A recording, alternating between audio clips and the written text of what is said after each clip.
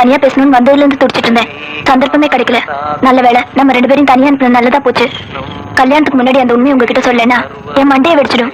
என்னவுமா? கல்யாணத்துக்கு அப்புறம் சொன்னா அது துரோகம். முன்னாடியே சொல்லிட்டா அது நியாயம். பீடிக்க வேண்டாம், நேரமாச்சு, விஷயத்த சொல்லு. எங்க கிராமத்துல நான் ஒரு பையனை காதலிச்சேன். அவனே என்ன காதலிச்சான். இந்த விஷயம் எங்க அப்பா அம்மாக்கு தெரியாது. கடைசியில தான் தெரிஞ்சது அவன் அயோக்கியன்னு. நான் அவன்கிட்ட இருந்து விலகிட்டேன். காதலிச்சேன்னா வெறும் காதல் மட்டும் தானே? வெறும் காதலா மட்டும் இருந்திருந்தா உங்ககிட்ட சொல்ல வேண்டிய அவசியம் இல்லையே. அதாவது சிரிச்சு ஜாலியா பேசியா? அதுக்கும் கொஞ்சம் மேல. அப்படியே கோயில் சினிமா அங்க எங்க போய் அவ்வளவு? அதுக்கும் கொஞ்சம் மேல.